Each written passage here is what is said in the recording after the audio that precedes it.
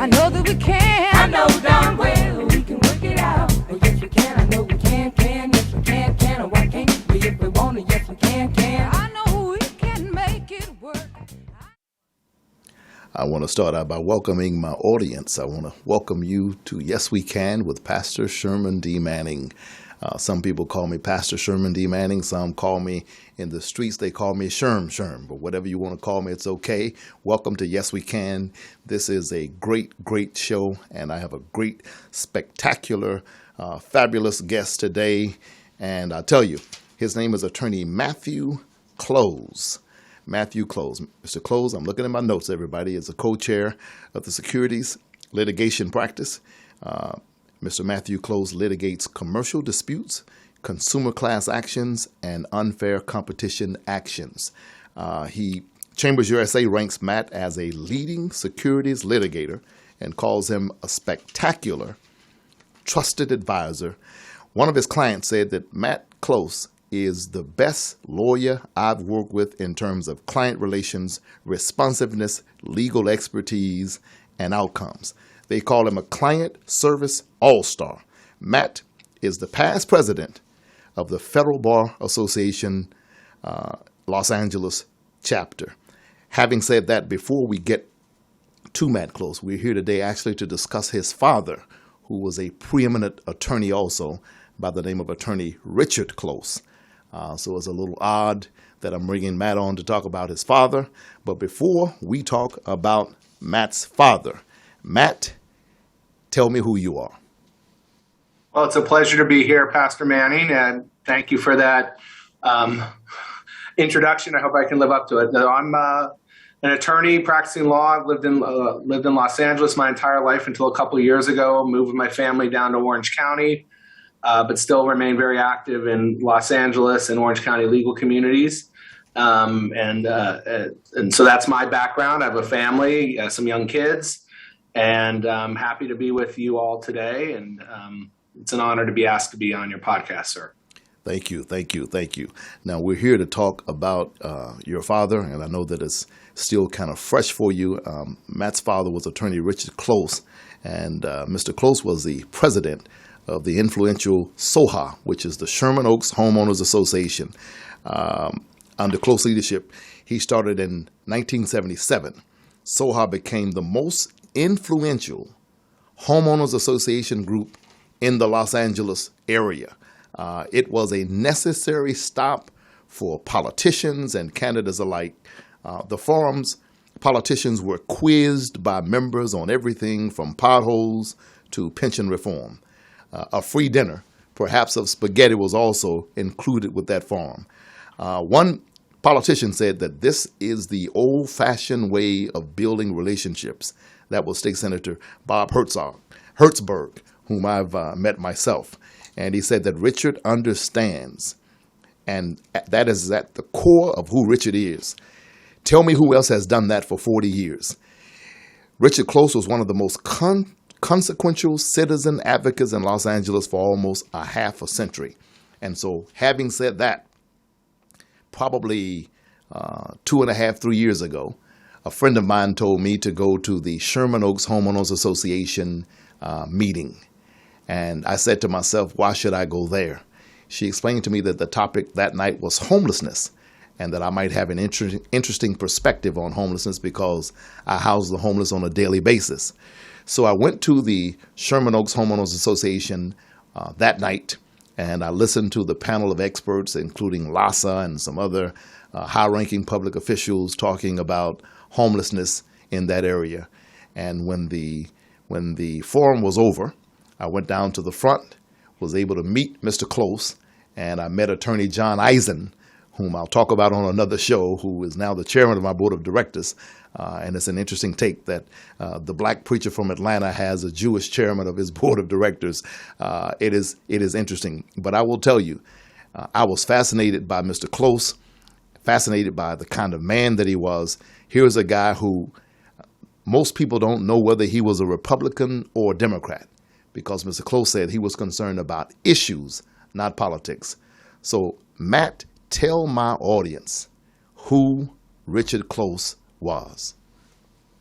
Well, in addition to being a great father and mentor, he just had a passion for his community, his neighbors, um, and getting involved in the local community. I'll tell you something, Pastor Manning. He learned that from his father, my grandfather. My father grew up in a small town in northern Massachusetts. His father was an attorney, but also was a law partner of the local congressman. And of my grandfather, and I think my father saw this growing up, my grandfather spent a lot of time doing constituent service work for the United States congressman, who was his law partner and obviously represented this northern Massachusetts community. And I think through that, my father developed an appreciation for the fact that the small things in people's lives can really matter. I know if you turn on the news or CNN or Fox, whatever, MSNBC, the world is, the economy, the world, national affairs. But I think my father always had an appreciation that in many respects, and I think he saw his father doing this, helping a neighbor get the Social Security benefits they were entitled to, or Right. This was in the 50s, helping veterans who are coming back from World War II Right. get the benefits under the GI Bill. That can be incredibly impactful to a neighbor or a community member's life, and I think playing it forward into the 70s, 80s, 90s, and this century, I think my father really devoted himself to the notion of, we can make a difference in our local community. Maybe none of us, or, the neighborhood can make a difference in the global economy or something going on in Asia or Ukraine. But if we sit down, talk, think about ideas and solutions, we can be influential in our local community. And I think that was, his approach to things, and where he really devoted a lot of his life to trying to think about his community, get people involved, try and identify areas of agreement, try and come up with solutions, and try and empower, his neighbors, the local business community, and try to build those bridges. Wonderful. Now, you mentioned your grandfather. Was he an attorney? He was also, so I've benefited from being a third generation attorney. Wow.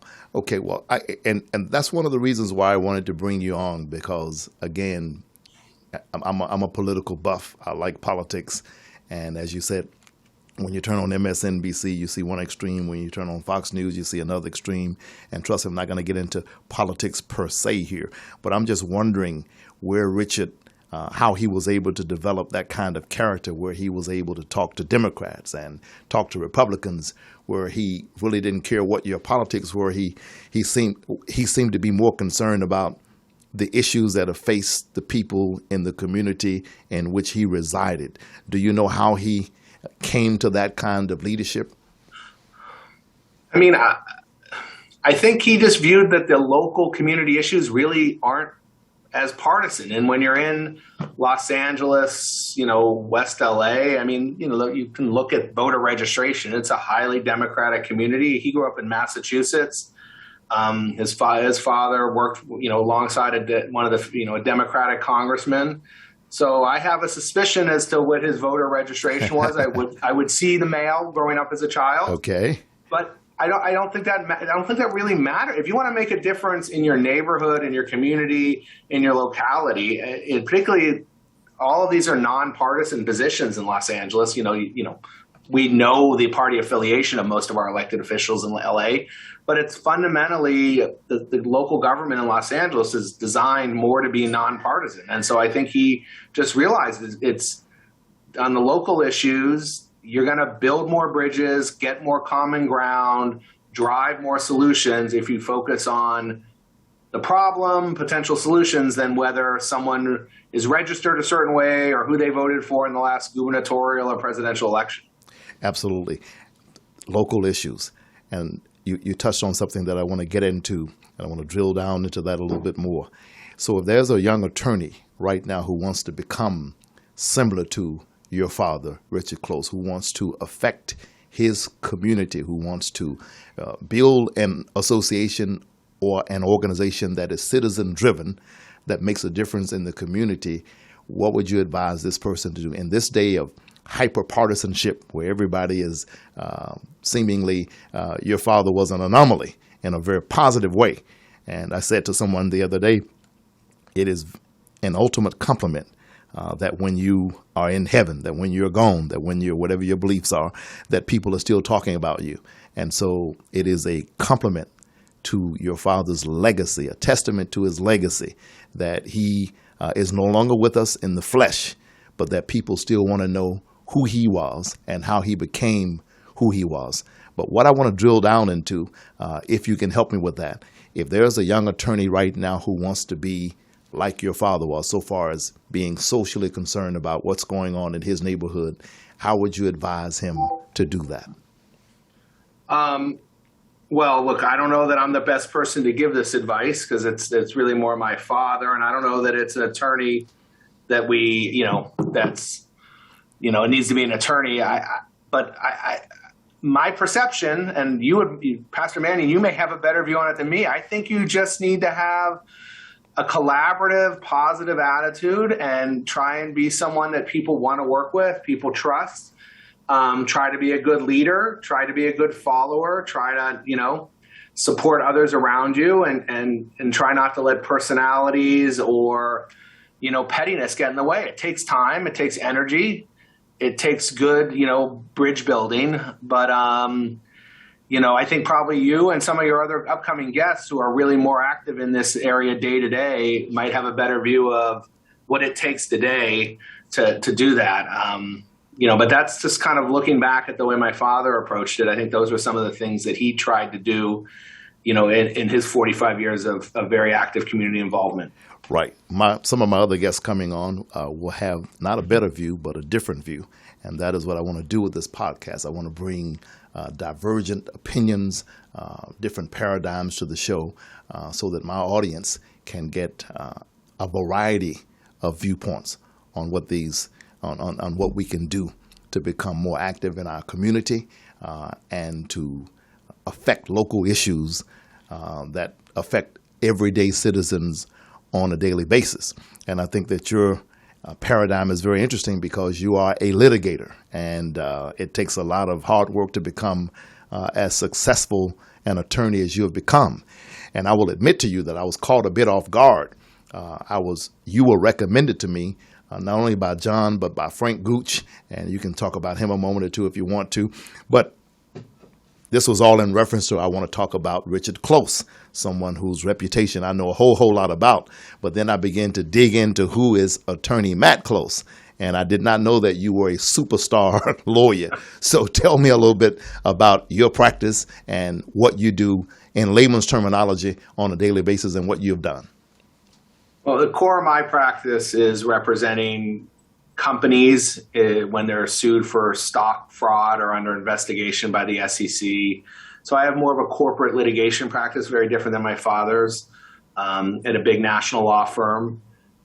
Do spend a fair amount of time doing various pro bono efforts, do a lot of immigration appeals on a pro bono basis. Like to work with individuals from time to time, although our rate structure often makes that prohibitive. Right. But that's been my career. I spend a lot of time with my family. Try to be a good soccer coach, good little league coach, good husband. And okay, well, if I can intervene, I was told that you were a much better lawyer than you were a soccer coach. That's just between you and I. That's open for debate. Okay. We were my boys' team. They won the local region. Okay. So I stand corrected. But listen, I'm very happy with my career, but I also tried, as I acknowledged earlier, I'm a third-generation lawyer. So in some respects, I followed in the footsteps of my father, but I tried to do my own thing in my own way. My father had a much more of a real estate, local municipal practice. Mine is very different than that. Although I did at various times as a young adult spend time in Capitol Hill and spend time working at LA City Hall, ultimately I never really had the same bug for issues, government, stuff that my father had. So, I haven't really followed in the footsteps there, but so that's a little bit about me. But tell me a little bit about Capitol Hill. What did you do there as a young attorney? This was before law. I was in high school. I spent a summer up there working in college, actually, as an intern for a local congressman. answering mail, constituent service, drafting correspondence. So this was all before law school. Okay. And what about City Hall? This was in high school, working as an unpaid intern for a local councilman. Worked on helping look at some issues of redlining, the concern of bank lending practices, disfavoring various communities. So did some, economic and sort of data analysis around that during one of my semesters. So those are a handful of my sort of non-legal job experiences, as well as working at the local pizzeria even before I could drive to make gas money and money for my first car. Okay. The best lawyer I've worked with in terms of client relations, responsiveness, and legal expertise. So client relations, of course, as a pastor, I'm very interested in that aspect of it. So how did you become so good with clients? Well, that's one client's testimonial, but taking a step back, lawyers, ultimately, we're here to serve our clients and help a client achieve their goals or her goals. Mm-hmm. So, I firmly believe that a very important role of the attorney is taking time to understand what the client is really what the client wants from this. Okay. What are your goals? What would be a win for you? What would be a loss for you? And I do think sometimes attorneys can get too wrapped up into what they think the law is, what they think the right outcome is, what they think the legal issue should be resolved a certain way, what they feel the right outcome is. And, the client may not really care. Right. The client may just be like, $1's $1. I just want to be done with this. Or, you have extremes. You have some clients that view using their lawyers like a business tool. It's, I don't get emotional about it. Doesn't bother me. It's an expense, and I just factor it into the cost of doing business, but it doesn't keep me up at night. I have other clients who they have plenty of money, but the drama of dealing with lawyers or disputes weighs on them, and so they have a different approach to these issues. So when it comes to client service, or frankly any service industry, whether you're a doctor, whether you're a painter, whatever, I think the first order of business, if you're in a service industry of any kind, is understanding what your customer is trying to get out of this transaction or this relationship or this project. What do they want? Is it cost? Is it perfection? Is it reliability? Is it someone that'll just listen to them and empower them? Okay. But I think good client service stems from, in all walks of life, understanding what is it that this client, this customer, this business partner values, and what do they want? What would be a win for them? When did you know you wanted to be an attorney? Hard question. I don't know if I really knew until college, although being around it as a child, I'm sure I subconsciously or, without even knowing it, was probably picking up predispositions to that, but wasn't until college that I decided to go to law school. And when did you decide to become a business attorney, to become the kind of expert that you are? When did that bug hit you, so to speak? Probably around the same time or in law school. I think I probably wanted litigation because it was probably something different than what my father was doing, and probably was always, business had an appeal to me. So sort of marrying litigation with working with corporations and doing stuff around securities and security regulation probably brought a couple of my interests together. And, truth be told, also, I think these things are impacted by who you work with when you start practicing law. Uh-huh. The lawyer, you can think about areas of practice in an abstract. Mm-hmm. Oh, this sounds fun. This sounds fun. But what really matters as a young lawyer is who are the partners and mentors who are running various practices? Uh-huh. Who are the clients that are providing the work? And what does it really mean to do a certain kind of work? It may sound interesting in the abstract, but when you get into private practice, you might learn, well, being that kind of lawyer really means doing these kinds of things day in and day out. And mm-hmm. maybe those are appealing to you and maybe they're not. So I probably think I was also influenced by some of the early, lawyers I worked with at my law firm and their willingness to, make it engaging and exciting for me, just in terms of learning the craft and learning the trade. Wow. And back to Richard Close, your father. Tell us exactly what kind of attorney was your father? What did he do on a daily basis? He did different things. He was a business attorney early in his career. I think he was a very, he could do a lot of different things. Tax early in his career, trust and estates, real estate. I think he gravitated more to real estate over the course of his career and got very involved increasingly with manufactured housing communities like high-end luxury mobile home parks throughout California. And I think in the last couple decades of his career, that was a principal focus of his. But he started, I think as a young lawyer trying to find his way. And trying to find his, he moved out here with a couple years after getting married, a couple years after law school from, Massachusetts, 2,500 miles away before there was fax machines, cell phones, internet. Right. I think he had one friend out here from law school who told him, come west. There's a lot of jobs out here. Right. I think he took him some time to find his niche, but eventually did so. And the final topic I want to discuss about as it relates to your father is John Eisen, who loves talking about your father, by the way, always talks about the fact that Richard Close, in his opinion, was the master delegator. And I think that is very, very important. And I do want you to know that I'm a student of your father's, by the way. It sounds a little strange that a pastor, that a preacher would be a student of an attorney. But I'm a firm believer that you can learn something from anybody. And it's important to know that, because I've even learned sometimes from fools. I learned what not to do.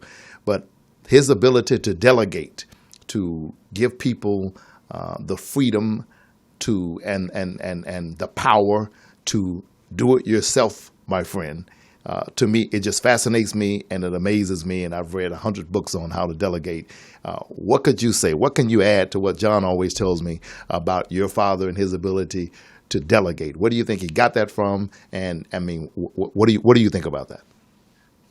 Well, I know it was something he always said he thought he was good at and tried to be good at it. I don't know the source of it. I think ultimately for him, I think it's a way.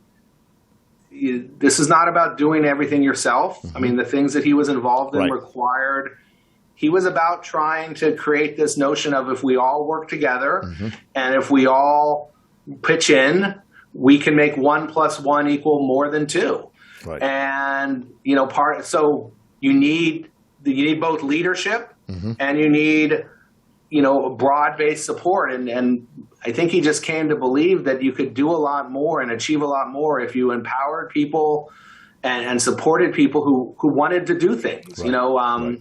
Another thing, he used to, around the house distinguish between people who are talkers and people who are doers, he used to say. Okay. And he always, when he found himself or when, he identified or when people proved themselves to be doers, I think he thought that was a very important thing. And then if someone's willing to actually roll up their sleeves, do the hard work, follow through, push things, push the work, get things done, move the ball down the field, whatever analogy you want to use, right.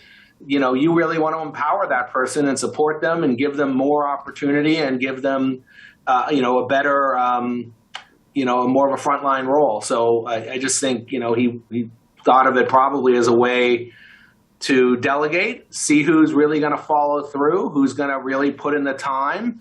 And those are the kind of people I think in any organization or any group, those are people that you want to see, give them a greater pedestal and more of an opportunity. Because I think, sometimes what can be challenging, at least in my view, and I think my father had this, was you can get people who've got opinions, critiques, ideas, and they may all be spot on. Right. But if they can't execute, right, or if they can't persuade others that work with them to execute, right, it's not necessary. You need both. Yes. Yeah. John Eisen, we were talking the other day. I think he was in Washington, and some person came over. They were having dinner, and this person, John said to me, just went on and on about different political issues that he was concerned about, and went on. And finally, John began to offer some suggestions about what this person could do and how he could participate in making a difference. And John indicated to me that after he finished with the suggestions, the guy was silent. He had nothing to say. And in my line of work, Attorney Close, please understand, preachers, pastors, and I love us preachers. I mean, I really do. But we talk. And it is a part of what we do on a daily basis.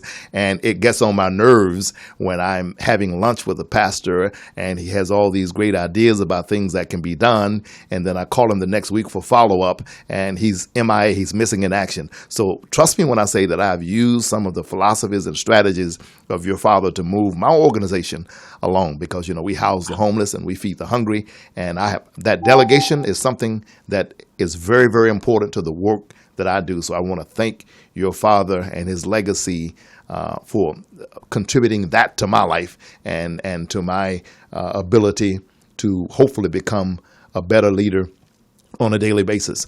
Are any of your children interested in practicing law? I don't know. They're both. My oldest is 10, so Okay. right Oh, now okay. They're kids. focused on Okay. playing basketball Okay, for they're the kids. Lakers, Okay. winning the swim tournament and stuff like that. So too early to tell. Okay, very good, very good. And I do have to ask you this, and that is because again I'm a pastor, and that is how is your mother, Sally? How is she doing now? It's been tough. It's been tough. Thank you for asking. Look, she and my father were married for 52 years. Yes. And my father only passed away. What are we at the end of 6 months ago? Yes. So it's been tough. But my mom's a great, powerful, strong woman. Yes. She was incredibly influential in raising both me and my sister. Yes. And she's a fighter. So what are your choices? You wake up every day.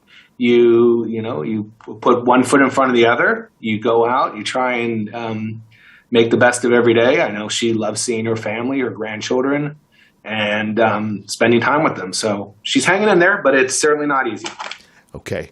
And tell me, you're getting ready to take a trip pretty soon. I think you're leaving tomorrow. I did share that with you. Okay, very good. Let me say this to you. I want to thank you from the bottom of my heart for coming on the podcast, because I know that it's still fresh for you. And I lost my father maybe 3 years ago, and I'm a pastor, but I still wake up sometimes, Matt, crying about it now, because that's how much James Scott Manning meant to me. And we all deal with losing a loved one differently, but you didn't have to agree to be here, and I thank you for being here. You're on one of my first shows, actually, and I know you wanted to go back and look at my track record and see what kind of shows I've done before, but here's the good news. You are the kind of show that I've done before now. When people go back to look at what kind of podcast we have, they'll see Attorney Matthew Close talking about his wonderful, fascinating father and the great work he did for the community. And I want to say that he did a great job, and he and Sally did a wonderful job in raising you. I think you are a great man. I want to have you back on again sometime to maybe talk about some of the pro bono work you've done. But I just want to thank you for this, taking out 30 minutes of your time to talk to a guy that you'd never actually met. And bless you for that. Let your mom know that she has my prayers, even though she doesn't know me. And I want you to keep up the great work. And I want to thank you for coming on, Matt. Anything you want to say before you go? I just want to thank you for your interest. You're right. I wasn't familiar with you or the Yes We Can Foundation until you reached out, but spent a little time, and I'm incredibly impressed. And, our discussions the last couple of days, I really came to really understand the man you are and what you're trying to do with both the foundation, the ministry, and this podcast. And it's quite impressive. And I look forward to continuing to follow your great work and potentially becoming more involved. So I just thank you for reaching out, showing interest, and sharing with me quite a bit about yourself and the work you're doing and how you're trying to connect the dots. So it's been actually a little bit cathartic and educational and enlightening for me, the experience of learning about you and the organization, Yes We Can, and the great work you're doing. So thank you. Well, thank you again, Matt, and from Yes We Can Worship Center and myself to you, I just want to thank you for your time. Thank you for coming on, and I look forward to talking to you again soon in the future. Ladies and gentlemen, there you have it, Attorney Matthew Close, great son of Attorney Robert Close, our first live guest on Yes We Can with Pastor Sherman D. Manning. I'll see you the next time. Keep the faith. I know we can make it. I know that we can.